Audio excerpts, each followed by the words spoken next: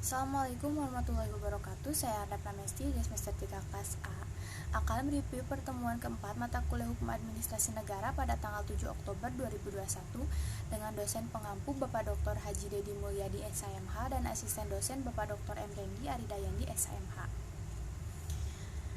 Review kali ini tentang instrumen pemerintahan.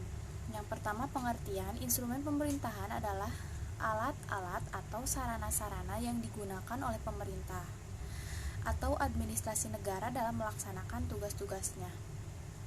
Dalam menjalankan tugas-tugas pemerintahan, pemerintah atau administrasi negara melakukan berbagai tindakan hukum dengan menggunakan instrumen.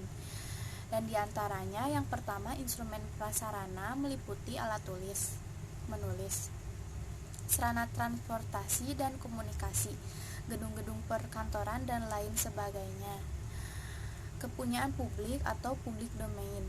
Yang kedua, instrumen yuridis seperti peraturan, perundang-undangan, keputusan-keputusan, dan juga peraturan kebijakan, perizinan instrumen hukum, keperdataan, dan sebagainya. Norma hukum secara umum dapat dibagi menjadi 4, diantaranya yang pertama, norma hukum umum adalah suatu norma hukum yang ditunjukkan untuk orang banyak atau adresat umum dan tidak tertentu. Yang kedua, norma hukum individual adalah norma hukum yang ditunjukkan atau dialamatkan pada seseorang ataupun beberapa orang, dan bisa juga banyak orang yang telah tapi tertentu. Yang ketiga, norma hukum abstrak adalah suatu norma hukum yang melihat pada perbuatan seseorang yang tidak ada batasnya dalam arti tidak konkret. Dan yang keempat, norma hukum konkret adalah suatu norma hukum yang melihat perbuatan seseorang itu secara lebih nyata atau konkret.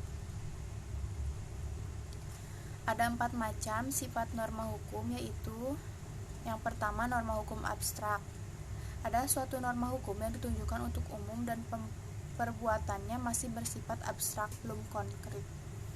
Misalnya, dalam bentuk undang-undang, peraturan pemerintah, peraturan presiden.